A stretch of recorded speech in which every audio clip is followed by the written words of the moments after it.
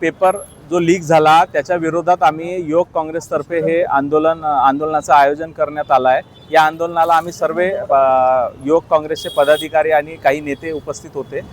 22 लाख विद्यार्थ्यांनी नीटची परीक्षा दिलेली आहे आणि या पेपर लीकमुळे जवळपास 22 लाख विद्यार्थ्यांचं भविष्य धोक्यात आणलं आहे। त्याच्यामुळे त्या विद्यार्थ्यांच्या कुटुंबाचं सुद्धा स्वास्थ्य खराब झालेलं आहे। या पेपरसाठी पालक असतील, शिक्षक असतील आणि विद्यार्थी 2-2, 3-3 वर्ष मेहनत घेतात।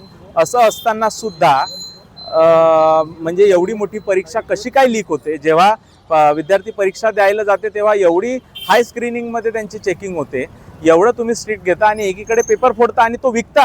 हा भाजप सरकारने ही परीक्षा घेऊन डॉक्टर इंजिनियर बनवायचा त्यांचा प्रयत्न नसून सरळ हा त्यांनी व्यवसाय सुरू केला आहे। दरवर्षी पेपर विकायचे आणि त्याच्यातून पैसे कमवायचे, हे यांचं धोरण आहे। धर्मेंद्र प्रधान यांच्या काळामध्ये जवळपास 3दा नीटची परीक्षा चे पेपर लीक झालेले आहे। मागच्या 10 वर्षात जवळपास 89 पेपर लीक झाले विविध परीक्षांचे।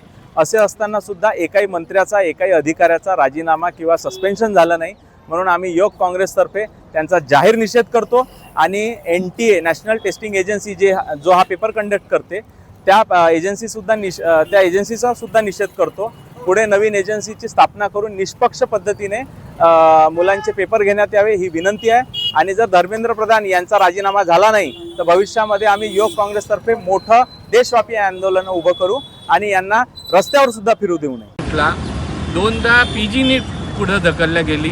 अशा सगळ्या अकार्यक्षम मंत्र्यांना सोबत ठेवण्याचं काय कारण आहे? काय कारण आहे या पंतप्रधानांना की त्या अमेरिकेसमोर दबतो आणि उद्या चालून आपल्या इथे अकार्यक्षम मंत्र्यांना सुद्धा काढू नाही शकत? तर मग हे सरकार आहे कोणाचं?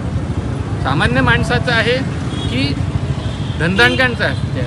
इकडे लोक होरपळून राहिले, विजेची टंचाई आहे, पेट्रोलची टंचाई आहे, महागाई वाढून राहिली आहे, लोकांना रांगेत सिलेंडरसाठी 12-12, 24-24 तास लागतं आहे, लोक त्रस्त आहे आणि त्या देशाचा पंतप्रधान हा त्यात दुःखाशी समोर झाला पाहिजे।